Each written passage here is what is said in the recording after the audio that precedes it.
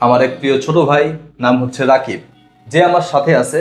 তাকে আমি সরাসরি প্রিন্সিপাল অফ অ্যাকাউন্টিং এর বেসিক থেকে অ্যাডভান্স পর্যন্ত শেখাবো এবং সেই জার্নিটাই আপনাদের সাথে শেয়ার করব, যাতে আপনারা এটা ফিল করতে পারেন, এক্সপিরিয়েন্স করতে পারেন সরাসরি। প্রথমত রাকিব, তোমার যে বেসিক কনসেপ্ট ক্লিয়ার থাকা দরকার, সেটা হচ্ছে অ্যাকাউন্টিং কাকে বলে। অ্যাকাউন্টিং, হিসাব বিজ্ঞান কাকে বলে? অনেক বড় বড় মানে বিবিএ এমবিএ শেষ হয়ে গেছে, কিন্তু স্টিল তারা হিসাব বিজ্ঞান কাকে বলে এটা একটা প্রপার সংজ্ঞা দিতে পারে না। এখন আমি তোমাকে যে প্রথম জিনিসটা শেখাবো, যে হিসাব বিজ্ঞান কাকে বলে। জি, হিসাব বিজ্ঞান হচ্ছে একটি প্রক্রিয়া। একটা প্রক্রিয়ার নাম হচ্ছে হিসাব বিজ্ঞান, একটা প্রসেস। এই প্রসেসের সাহায্যে কি করা হয়? একটা প্রতিষ্ঠানে যে লেনদেনগুলো হয়, এই লেনদেনের ইংরেজিটা তুমি শিখে নাও। লেনদেন এর ইংরেজি হচ্ছে ট্রানজ্যাকশন। এসএসসি এইচএসসিতে হিসাব বিজ্ঞানের প্রশ্ন এবং উত্তর দুইটাই বাংলাতে ছিল, কিন্তু বিবিএতে এসে সেটা আর বাংলাতে থাকে না। আমরা এসএসসি এইচএসসিতে যেগুলো বাংলাতে করে আসছি সেগুলাই এখন ইংরেজিতে হয়। এখন অনেকে আছে যাদের এসএসসি এইচএসসি সায়েন্স ব্যাকগ্রাউন্ডে ছিল, কিন্তু এখন তারা কমার্স ব্যাকগ্রাউন্ডে।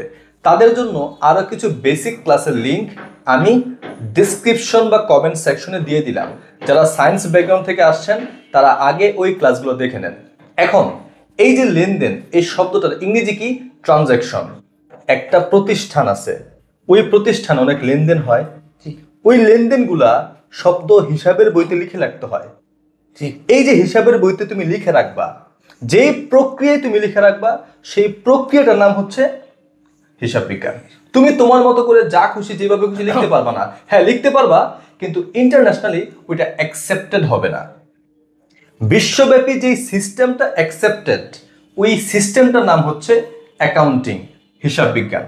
যত লেনদেন হবে ওই লেনদেনগুলা হিসাবের বইতে লিখে রাখতে হবে, তবে তুমি তোমার মন মতো যেভাবে খুশি লিখতে পারবে না।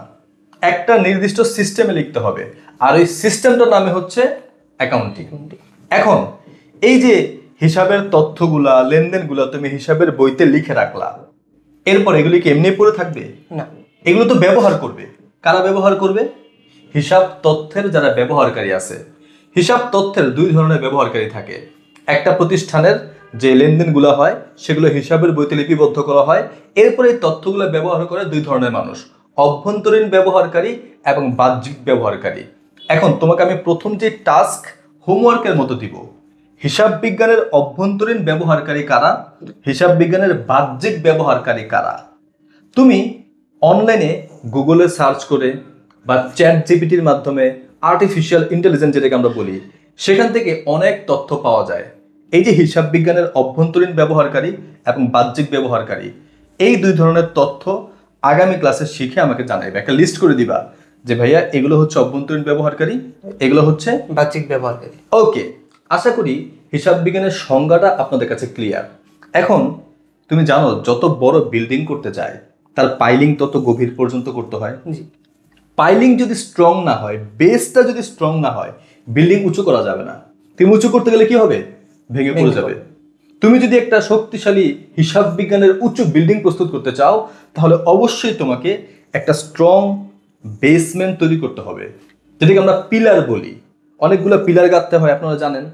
হিসাব বিজ্ঞানের পিলার হচ্ছে পাঁচটা পিলারের ওপর পুরো হিসাব বিজ্ঞানটা দাঁড়ায় আছে। এই পাঁচটাকে বলা হয় হিসাবের শ্রেণী বিভাগ। হিসাবের শ্রেণী কয়টা? পাঁচটা। আপনারা এই ব্যাপারটা ভালো মতো জানেন। হিসাবের শ্রেণী হচ্ছে পাঁচটা: খরচ, সম্পদ, আয়, দায়, মালিকানা সত্ত্ব। আমি দুইটা সেকশনে ভাগ করি: খরচ, সম্পদ, আয়, দায়, মালিকানা সত্ত্ব। এই যে খরচ, সম্পদ, আয়, দায়, মালিকানা সত্ত্ব, এসএসসি থেকে মাস্টার্স পিএইচডি পর্যন্ত পুরো হিসাব বিজ্ঞানটা, এই যত বই দেখবা, মোটা মোটা বই, সম্পূর্ণ বই জুড়ে এই পাঁচটা জিনিসের আলোচনা। তুমি যদি এই পাঁচটা জিনিস সম্পর্কে ক্লিয়ার আইডিয়া না থাকে, তুমি হিসাব বিজ্ঞানে কখনোই ভালো করতে পারবে না। আমি সংক্ষিপ্তভাবে বলবো যে খরচ আর আয় এগুলো তো সবাই জানে, এটা নিয়ে টেনশনের কিছু নাই। সমস্যাটা হয় কোথায় জানেন? সম্পদ এবং দায়ের ক্ষেত্রে। সম্পদ কাকে বলে? আগামীতে কাজে দিবে এমন সবকিছুকে সম্পদ বলে। সম্পদের ইংরেজি হচ্ছে অ্যাসেট। আমি আগেও বলেছি এসএসসি এবং এইচএসসি তে আমরা বাংলায় করে থাকলেও বিবিএ তে আমাদের করতে হবে ইংরেজিতে। তো এই যে সম্পদ যে শব্দটা আমরা এসএসসি এইচএসসি তে বাংলায় লিখতাম সেটাকে ইংরেজিতে কি লিখতে হবে? অ্যাসেট। অ্যাসেট। এবং আগামীতে পরিশোধ করতে হবে এমন সবকিছুকে দায় বলে। আমরা ছোটবেলায় যে দায় শব্দটা থেকে আসছি জি, সেটা এখন ইংরেজিতে হচ্ছে লাইবিলিটিস। লাইবিলিটিস। অ্যাসেট মানে সম্পদ আর লাইবিলিটিস মানে কি? দায়। এবং আমাদের যে মালিকানা সত্ত্ব সেটার ইংরেজি হচ্ছে ওনার্স ইকুইটি। Owners equity. যারা বিবিএতে প্রথম প্রথম যুক্ত হয় তারা প্রথমেই যে ভয়টা পায় এবং যেই সমস্যাটায় পড়ে যে ইংরেজি শব্দগুলো নিয়ে তারা ভয় পায়, আয় হায় সব তো ইংরেজিতে এখন কি হবে। অ্যাকচুয়ালি 70 to 80% ইংরেজি আপনারা আগে থেকেই জানেন। যেমন আসবাবপত্র এর ইংরেজি কি? ফার্নিচার। দালান কোঠার ইংরেজি কি? বিল্ডিং। তারপরে এইরকম যদি আমি চিন্তা করি নগদ, এই শব্দটা বহুল ব্যবহৃত হিসাব বিজ্ঞানে। ক্যাশ। ব্যাংকের ইংরেজি ব্যাংক। আবার যদি একটু ডিফারেন্ট কিছু শব্দে আসি, যেমন বাকি, বাকিতে ক্রয় করা যায়, বাকিতে বিক্রয় করা যায়, এই বাকি ইংরেজি হচ্ছে অন ক্রেডিট। একটা ফ্রেজ, দুইটা শব্দ একসাথে যুক্ত একটা ফ্রেজ হয়েছে অন ক্রেডিট। অন ক্রেডিট মানে বা অন অ্যাকাউন্ট। অন অ্যাকাউন্ট শুধু অন না, শুধু ক্রেডিট না, দুজন একসাথে যখন অন ক্রেডিট হবে এটা মানে কি? বাকি। যে purchase on credit, on credit মানে কি? বাকি। পারচেস মানে হচ্ছে ক্রয়। আমরা জানি ব্যবসা মানে হচ্ছে পণ্য ক্রয় বিক্রয় করা। এই ক্রয়ের ইংরেজি হচ্ছে কি? On credit. পারচেস। ক্রয়ের ইংরেজি পারচেস, আর বাকি ইংরেজি হচ্ছে অন ক্রেডিট। On credit. এবং বিক্রয়ের ইংরেজি হচ্ছে সেলস। এই যে সবচেয়ে বড় সমস্যা যেটা পড়ে বিবিএ স্টুডেন্টরা, যে তাদের এই ইংরেজি শব্দগুলি নিয়ে সমস্যা। প্রথমেই আমি আমাদের বিভিন্ন আলোচনার মধ্যে দিয়ে এই ইংরেজি শব্দগুলো আপনাদের ক্লিয়ার করতে চাইব। যে পারচেস মানে ক্রয়, সেলস মানে বিক্রয়, আর বাকি এটা কি? On credit. অন ক্রেডিট অথবা অন অ্যাকাউন্ট। এরপরে যদি আমি বলি আপনারা দেনাদার, পাওনাদার এই শব্দগুলো শিখে আসছেন। দেনাদার মানে একজন ব্যক্তি যার কাছ থেকে আমি টাকা পাই, সে কিন্তু আমার সম্পদ। কারণ আমি তার কাছ থেকে পাই মানে কি? ইন ফিউচার সে আমার কাজে দিবে, আগামীতে কাজে দিবে, এমন সবকিছুকে কি বলে? সম্পদ। এই দেনাদারের কাছ থেকে ইন ফিউচার আমি টাকা পাবো, এই দেনাদার হচ্ছে কি? সম্পদ। আবার পাওনাদার মানে যে আমার কাছ থেকে টাকা পায়, তাকে ইন ফিউচার পরিশোধ করতে হবে। আর একটু আগে আমি বলেছি আগামীতে পরিশোধ করতে হবে, এমন সবকিছুকে কি বলে? দায় বলে, মানে লাইবিলিটিস। তো এই যে দেনাদারের ইংরেজি হচ্ছে accounts receivable. Accounts receivable. Receivable মানে ইন ফিউচার রিসিভ করব। জি। আর পাওনাদারের ইংরেজি হচ্ছে অ্যাকাউন্টস পেয়েবল। পে মানে পরিশোধ করা, ইন ফিউচার পরিশোধ করব। যেটার আরো দুইটা শব্দ আছে যেগুলো আমরা সামনে আস্তে আস্তে আসবে। প্রাথমিকভাবে একসাথে সবগুলো ইংরেজি শব্দ শেখার দরকার নাই। ধীরে ধীরে বিভিন্ন আলোচনার মধ্যে দিয়ে আমরা ইংরেজি শব্দগুলো শিখব এবং অ্যাকাউন্টিং এর একদম বেসিক থেকে অ্যাডভান্স পর্যন্ত আপনাদেরকে শেখাবো। এখন এই যে আমরা ছোটবেলায় পণ্য শব্দটা শিখছি না? জি, পণ্য। এই পণ্য স্বাভাবিক ইংরেজি যদি কাউকে জিজ্ঞাসা করে বলবে প্রোডাক্ট। অ্যাকাউন্টিং এ এই প্রোডাক্ট শব্দটা কম ব্যবহার হয়, অন্য দুটো শব্দ বেশি ব্যবহার হয়। একটা হচ্ছে গুডস। GOODS। গুড মানে তো ভালো, কিন্তু এই গুডের সাথে যখন এস যুক্ত হয় এটা কি হয়ে যায়? পণ্য। অনেকের কাছে মনে হচ্ছে এটা কি ইংরেজি ক্লাস চলছে? না, আপনাদের এই বেসিক ইংরেজিগুলো অবশ্যই ভালো মতো জানতে হবে, যাতে আপনাদের এই principle of accounting BBA first ইয়ারটা একদম সহজ হয়ে যায়। এখন পণ্য ইংরেজি কি? গুডস। GOODS। শুধু গুড না, কিন্তু গুড মানে ভালো, কিন্তু গুডস মানে কি? পণ্য। আবার আরেকটা শব্দ আছে যেটা সবচেয়ে বেশি ইউজ হয়, সেটা হচ্ছে মার্চেন্ডাইজ। আমরা গার্মেন্টস রিলেটেড যারা আছেন, গার্মেন্টস সেকশনে মার্চেন্ডাইজার আছে না? দুইটাতে একটা আলাদা জিনিস। ওই মার্চেন্ডাইজারের একটা অংশই মার্চেন্ডাইজ।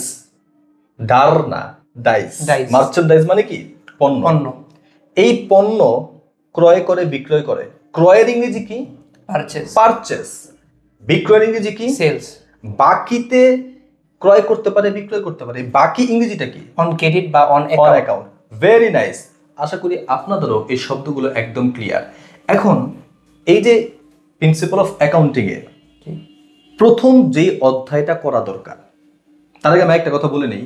আমি যখন এইচএসসিতে পড়তাম, আমি আমার যে টিচারের কাছে পড়তাম তাকে জিজ্ঞাসা করছিলাম যে স্যার, আমি যদি জাবেদা না করি, আচ্ছা জাবেদার ইংরেজি জানো? জার্নাল। JOURNAL। জার্নাল। জার্নাল। এই যে তোমাদের আরেকটা ব্যাপার বলে দিই, অনেক সময় অনেক শব্দগুলো তোমাদের কাছে আমি না থাকতে পারি, টিচার না থাকতে পারে, তবে এখন অনলাইনে গুগলের সাহায্যে বা আর্টিফিশিয়াল ইন্টেলিজেন্সের সাহায্যে আমরা চ্যাট জিপিটি আছে, সেখান থেকে কিন্তু সহজেই আমরা এই শব্দগুলা আমাদের পছন্দ মতো প্রশ্ন করতে পারি। আপনি একজন টিচারকে যেভাবে প্রশ্ন করতেন যে স্যার এই শব্দটার ব্যাখ্যা কি, ঠিক এই কথাটাই আপনি চ্যাট জিপিটিতে টাইপিং করেন, আপনার মন মতো অ্যান্সার তারা দিবে। আশা করি ব্যাপারটা ক্লিয়ার। এখন এই যে আমি আমার স্যারকে জিজ্ঞাসা করেছিলাম যে স্যার জাবেদা যদি আমি না করি তাহলে কি হবে, তখন আমার স্যার অ্যান্সার করছিল তুমি যদি ইন ফিউচার অ্যাকাউন্টিং নিয়ে পড়াশোনা করতে চাও তাহলে জাবেদা ভালো মতো করো। ওই যে এইচএসসিতে স্যার এই কথাটা বলছিল, আমি মাস্টার্স পর্যন্ত পড়াশোনা করছি, এরপরে আমি স্টুডেন্টদেরকে পড়াচ্ছি, আমি দেখছি যে ম্যাক্সিমাম জায়গায় শুধু জাবেদাই জাবেদা। এমনকি আপনাদের যে প্রিন্সিপাল অফ অ্যাকাউন্টিং, এইখানে কয়েকটা অধ্যায় টোটালি ডিপেন্ড করে জাবেদার উপর। এখন তোমাকে আমি প্রথম যে কাজটা দিব আজকে, সেটা হচ্ছে এই যে জাবেদার উপর একদম বেসিক থেকে অ্যাডভান্স লেভেল পর্যন্ত সুপারভাবে বোঝানো হয়েছে কিং ক্লাসেসের ইউটিউব চ্যানেলে 1 ঘন্টায় জাবেদার কিং, এই শিরোনামে 5টা ভিডিও আছে জাবেদার। তোমার প্রথম কাজ হচ্ছে এই 5টা ভিডিও ভালো মতো দেখা, জি। এবং আপনাদের কাজও হচ্ছে এই যে জাবেদার উপর 5টা ক্লাস আমি দিছি, আপনাদেরকে আমি গ্যারান্টি দিচ্ছি যদি আপনি 5টা ভিডিও ভালো মতো দেখেন জাবেদার উপর আপনি এক্সপার্ট হয়ে যাবেন। এবং এই আলোচনাটা, এই যে 5টা ভিডিও আপনাদের প্রিন্সিপাল অফ অ্যাকাউন্টিং এর জার্নিটাকে এত সহজ করে দিবে যেটা আপনি ভাবতেও পারবেন না। আপাতত আজকের আলোচনা আমি এই পর্যন্তই রাখছি। প্রথম হোমওয়ার্ক আমি কি দিলাম, যে বেসিক স্ট্রং করার জন্য জাবেদা লাগবে, এবং অন্তত 4 থেকে 5টা অধ্যায় আছে যেগুলো জাবেদার উপর ডিপেন্ড করতেছে। শুধুমাত্র ফার্স্ট ইয়ার না, second year, third year, fourth year, masters, সব জায়গাতে এই জাবেদা একটা মোস্ট ইম্পর্টেন্ট থিং। কারণ হিসাবের প্রাথমিক বই কি জাবেদা, তো আপনাকে জাবেদা ভালো মতো জানতে হবে। এবং যেহেতু সরাসরি জাবেদার উপর মার্কস ডিপেন্ড করে, কয়েকটা অধ্যায় আছে যে আপনাকে বলবে জাবেদা করো 10 মার্ক, আবার বলবে জাবেদা করো 10 মার্ক, এরকম 3 থেকে 4টা অধ্যায় আছে। সুতরাং জাবেদা আপনাকে ভালো মতো করতে হবে। এই যে জাবেদা 1 ঘন্টায় জাবেদার কিং, এই শিরোনামে কয়টা ভিডিও আছে? 5টা। কিং ক্লাসেসের ইউটিউব চ্যানেলে 5টা ভিডিও আছে, আপনারা সেগুলো ভালো মতো দেখেন, খাতায় নোট করেন। আমরা আমাদের আগামী ক্লাসে আমাদের এই ধারাবাহিক আলোচনা চলতে থাকবে ইনশাআল্লাহ। আসসালামু আলাইকুম।